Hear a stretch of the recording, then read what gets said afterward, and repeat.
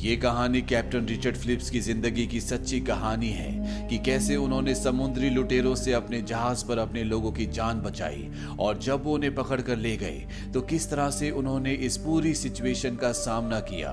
Bollywood silver screen presenting captain Philips.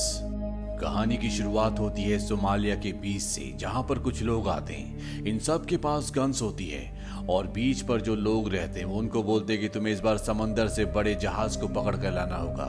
दरअसल ये सब के सब समुद्री लुटेरे हैं। बीच पर रहने वाले लोग भी इनके साथ जाना चाहते हैं क्योंकि यहाँ पर पैसों की बहुत कमी है। यहाँ से दो छोटी बोट्स और एक बड़ी बोट समंदर की तरफ निकल पड़ती है। इन बोट्स में जितने भी पायरेट्स हैं ये समंदर में सभी जहाजों की स्थिति देखते हैं जो सब के सब आसपास होते हैं, यानी कि इन पर हमला करना, इन्हें लूटना नामुमकिन है। तभी इन्हें एक जहाज दिखता है जो इन सब से बहुत दूर होता है और ये जहाज मोम्बासा जा रहा होता है। दरअसल इन पायरेट्स ने, इन लुटेरों ने उस जहाज की कम्युनिकेशन फ्रीक्वेंसी को ट्रैक कर लिया होता है, इसीलिए जहाज से होने वाली हर एक बात को ये सुन सकते हैं और इन्हें पता है कि ये बड़ा जहाज इन्हीं के रूट से आएगा। वहीं दूसरी तरफ उसी जहाज को दिखाया जाता है। ये एक कार्गो शिप है। इस शिप का जो कैप्टन होता है उसका नाम होता है रिचर्ड फिलिप्स। रिचर्ड जानता है कि जिस रूट से उनका शिप जा रहा है वो बहुत खतरनाक है, वहां पर समुद्री लुटेरे होते हैं, इसीलिए वो पहले से अलर्ट होता है। रिचर्ड जब समंदर की तरफ दूरबीन से देखता है तो उसे अपने जहाज की तरफ कोई बड़ी तेजी से आता हुआ नजर आता है, लेकिन इस वक्त वो बहुत दूर होते हैं। पर जब वो रडार में देखता है तो समझ जाता है कि कोई ना कोई उनका पीछा कर रहा है। वो अपने क्रू मेंबर को कहता है कि जहाज को लेफ्ट लो और जब जहाज लेफ्ट जाता है तो वो जो इनका पीछा कर रहे होते हैं वो भी इनके पीछे आना शुरू हो जाते हैं। और यहाँ पर रिचर्ड फिलिप्स समझ जाता है कि ये पायरेट्स हैं, समुद्री लुटेरे हैं जो इनके जहाज को लूटने के लिए आ रहे हैं। और इस बात की इंफॉर्मेशन वो UK maritime trade operation Dubai में देते हैं। ऑपरेटर कहते हैं कि मैंने तुम्हारी कंप्लेंट रजिस्टर कर ली है, तुम सारे दरवाजे बंद कर लो, हो सकता है कि वो मछुआरे हो। कैप्टन फिलिप्स ये कहकर फोन काट देते हैं कि वो मछुआरे नहीं हैं। वो एक बार फिर से दूरबीन से उन्हीं बोट्स की तरफ देखते हैं जो कि अब उनसे मात्र 1 मील की दूरी पर है और इस बार वो देख लेते हैं कि इन बोट्स पर जो भी आदमी है उन सब के पास हथियार है, यानी कि अब पूरी तरह से कंफर्म हो चुका है कि ये लुटेरे हैं। वो रेडियो उठाते हैं और पुलिस से कांटेक्ट करने की कोशिश करते हैं। उन्होंने पुलिस से पहले भी कांटेक्ट करने की कोशिश की थी लेकिन उनका कनेक्शन पुलिस से नहीं हुआ और इस बार फिलिप पुलिस को बोलते हैं कि हमारे पीछे 2 बोट्स आ रही हैं जिनमें हथियारबंद लुटेरे हैं, हो सकता है कि इनके पीछे इनकी बड़ी बोट आ रही हो। दरअसल फिलिप्स ये जानते हैं कि जो लुटेरे हैं वो इनकी बात सुन रहे हैं। लुटेरे सारी बात सुन रहे होते हैं और अगले पल फिलिप्स आवाज बदलकर कहते हैं कि 5 मिनट में तुम तक आर्मी का हेलीकॉप्टर मदद के लिए पहुंच जाएगा। दरअसल फिलिप्स का इस बार भी पुलिस से कोई कनेक्शन नहीं हुआ होता। वो खुद ही आवाज बदलकर बोलते हैं ताकि लुटेरों को ये बात पता चल जाए और वो वापस चले जाए। और होता भी ऐसे ही है, दोनों बोट्स में से एक बोट वापस चली जाती है क्योंकि वो अपनी जान का खतरा नहीं लेना चाहते। वहीं पीछे एक और बड़ी बोट होती है जिसमें एक बूढ़ा आदमी होता है, वो भी डर जाता है और इनका पीछा करना बंद कर देता है। पर अब भी एक बोट जिसमें 4 लुटेरे हैं वो लगातार शिप के पीछे जा रहे होते हैं। कैप्टन फिलिप्स कहते हैं कि इन्हें लहरों में उलझाना होगा।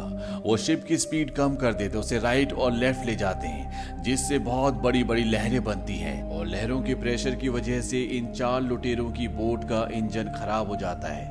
वहीं कैप्टन फिलिप्स का शिप अब इनसे दूर निकल चुका है। रात को यहाँ पर जितने भी क्रू मेंबर्स होते हैं वो सब के सब मिलते हैं। ये आपस में डिस्कस करते हैं कि अगर उन्होंने दोबारा से हमला किया तो हम क्या करेंगे। कैप्टन फिलिप्स कहते हैं कि हम उन्हें रोकेंगे जिस तरह से आज हमने उन्हें रोका था। पर इनमें से एक कहता है कि हमारा काम लुटेरों से लड़ना नहीं है बल्कि शिप को एक जगह से दूसरी जगह तक ले जाने का है। क्यों ना हम शिप को दूसरे रूट से ले जाएं और एक ऐसी जगह पहुंच जाए जहां हम इन लुटेरों की पहुंच से बहुत दूर हो।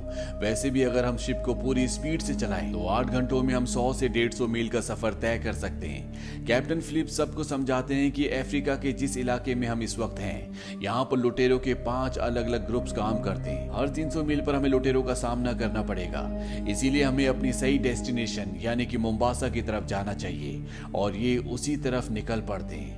पर अगली सुबह एक बार फिर से वही लुटेरे जिनकी बोट का इंजन खराब हो गया था वो इनके शिप का पीछा करना शुरू कर देते हैं। कैप्टन फिलिप्स से देख लेते हैं, इसीलिए वो समुद्री पुलिस को कॉल करते हैं और इस बार उनका कनेक्शन मिल जाता है। वो समुद्री पुलिस को बताते हैं कि कुछ लुटेरे हमारे शिप के ऊपर हमला करने वाले हैं समुद्री पुलिस कहती है कि हम जल्दी तुम तक मदद भेजने की कोशिश करेंगे। यहाँ पर कैप्टन फिलिप्स जहाज के चारों तरफ जो पानी के प्रेशर पंप्स होते हैं उन्हें ऑन कर देते हैं ताकि पानी के प्रेशर से लुटेरों की बोट इनके शिप तक ना पहुंच पाए। वो उन पर हमला भी करते हैं लेकिन उस हमले से वो बच जाते हैं और अब चारों लुटेरे इनके शिप के ऊपर पहुंच चुके हैं। कैप्टन फिलिप्स समझ जाते हैं कि उनका जहाज अब उनके कब्जे में है, इसीलिए टेलीफोन से वो अपने लोगों को अनाउंस करते हैं कि सब के सब नीचे इंजन रूम में छुप जाएं। मैं नहीं चाहता कि कोई भी बंदी बने। जब तक मैं बाहर निकलने से पहले एक पासवर्ड सपर टाइम ना बोलूं, कोई भी बाहर नहीं निकलेगा। और अब यहाँ पर वो चारों लुटेरे पहुंच जाते हैं जो कैप्टन फिलिप्स को और उनके 2 लोगों को बंदी बना लेते हैं। इनका जो सरदार होता है उसका नाम म्यूसा होता है। वो कैप्टन फिलिप्स को कहता है तुम्हें डरने की जरूरत नहीं है, हम यहाँ किसी को मारने नहीं बल्कि सौदा करने के लिए आए हैं। कैप्टन फिलिप्स इन सभी लुटेरों को बताते हैं कि इस पूरे शिप में सिर्फ खाने पीने का सामान और डॉक्यूमेंट्स हैं। हमारे पास मात्र $30,000 हैं। अगर तुम चाहो तो पैसा लेकर तुम यहाँ से जा सकते हो। लुटेरों का सरदार म्यूसा कहता है कि हम भिखारी नहीं हैं, तुम अपने सभी साथियों को ऊपर डेक पर बुलाओ। कैप्टन फिलिप्स फोन से अनाउंसमेंट करते हैं कि सब के सब ऊपर आ जाओ, लेकिन उन्होंने पासवर्ड नहीं बोला होता यानी कि सपर टाइम, इसीलिए कोई भी नहीं आता। साथ ही नीचे से शिप को भी बंद कर दिया जाता है और जब शिप बंद हो जाता है तो यहाँ पर लुटेरों का सरदार म्यूसा कहता है कि ये बंद कैसे हो गया। कैप्टन फिलिप्स कहते हैं कि हमने इसे बहुत स्पीड से चलाया था, इसीलिए शायद इसमें कुछ खराबी आ गई। यहाँ पर लुटेरे एक बार फिर से अनाउंसमेंट करते हैं। वो कहते हैं कि नीचे जितने भी लोग हैं अगर जल्द से जल्द ऊपर ना आए तो हर 1 मिनट में हम तुम्हारे एक आदमी को मार देंगे। पर इस बार भी कोई ऊपर नहीं आता क्योंकि ये कैप्टन फिलिप्स के ऑर्डर थे। जब तक वो पासवर्ड नहीं कहेंगे सपर टाइम, कोई भी बाहर नहीं आएगा। वो म्यूसा को अपने लोगों को ना मारने के लिए कन्विंस भी कर लेते हैं। म्यूसा कहता है कि मैं नीचे जाकर चेक करना चाहता हूँ। दरअसल वो सभी लोगों को ढूंढ कर ऊपर लेकर आना चाहता है। कैप्टन फिलिप कहते हैं कि ठीक है, नीचे इमरजेंसी लाइट ऑन है, अगर वो बंद हो गई तो हमें वहां कुछ भी नहीं दिखेगा, हमें ध्यान रखना है कि वो बंद ना हो।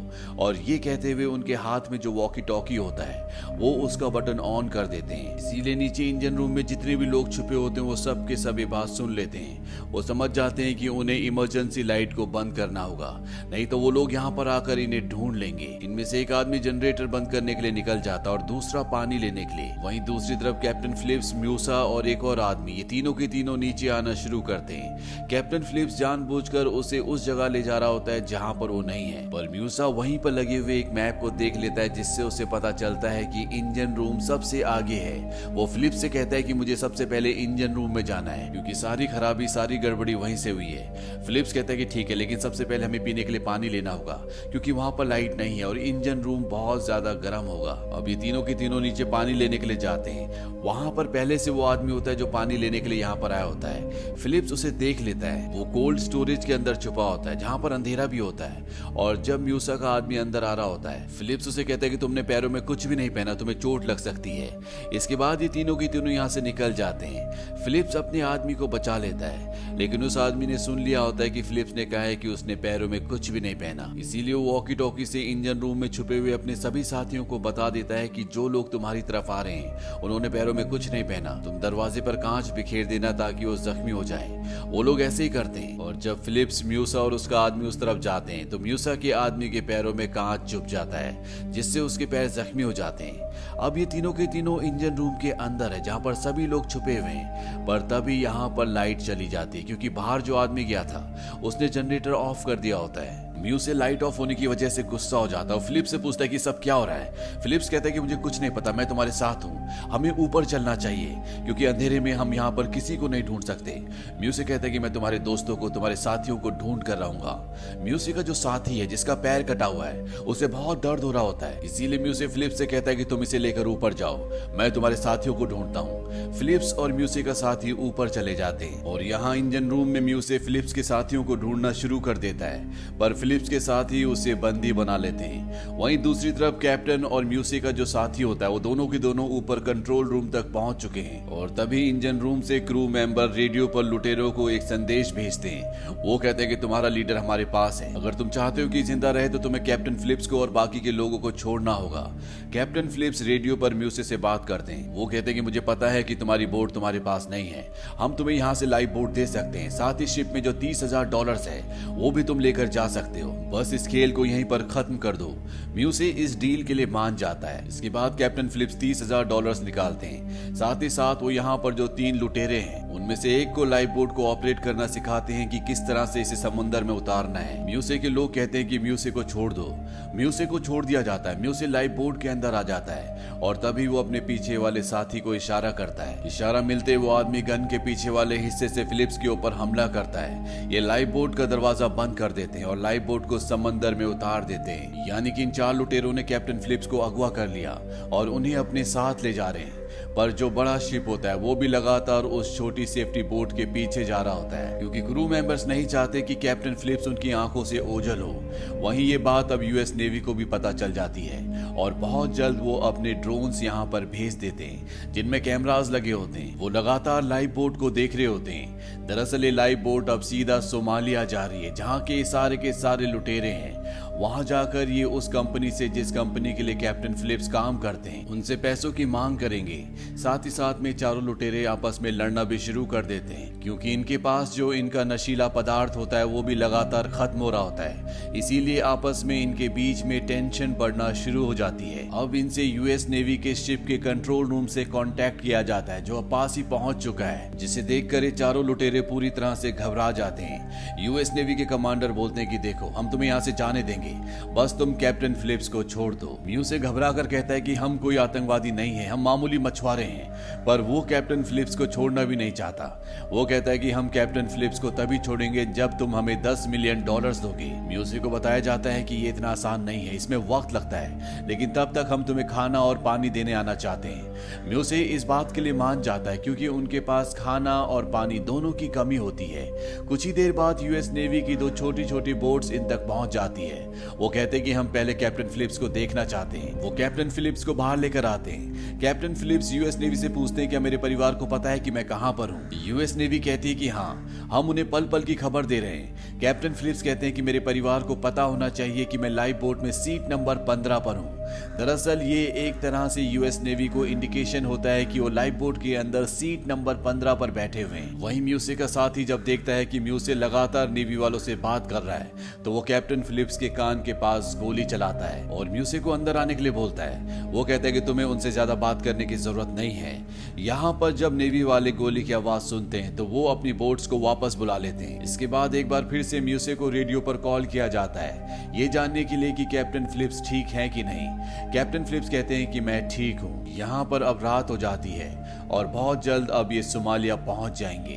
अगर ये सोमालिया पहुंच गए तो इसके बाद यूएस नेवी या आर्मी चाहकर भी कैप्टन फिलिप्स को नहीं ढूंढ पाएगी। कैप्टन फिलिप म्यूसे को कहते हैं कि मुझे टॉयलेट जाना है। वो उसे टॉयलेट जाने की इजाजत दे देते हैं। उनके साथ बाहर वही लुटेरा होता है जिसके पैर पर कांच चुभा था। कैप्टन फिलिप्स उसे पानी में धक्का देते हैं और खुद भी पानी में दूसरी तरफ कूद जाते हैं। वो अपने बड़े बड़े यूएस नेवी के शिप्स की तरफ बढ़ना शुरू कर देते हैं। वहां पर यूएस नेवी को पता चल जाता है कि पानी में कोई 2 लोग कूदे हैं, लेकिन अंधेरा होने की वजह से वो कंफर्म नहीं कर पाते। और इससे पहले कि यूएस नेवी कोई एक्शन ले पाती या कैप्टन फिलिप्स तक पहुंच पाती, म्यूसे लाइफ बोट लेकर उस तक पहुंच जाते हैं और एक बार फिर से वो कैप्टन फिलिप्स को पकड़ लेते हैं। पर अब यहाँ पर हेलीकॉप्टर से यूएस सील भी पहुंच चुकी है, जो चारों तरफ से इनकी लाइफ बोट को घेर लेती है।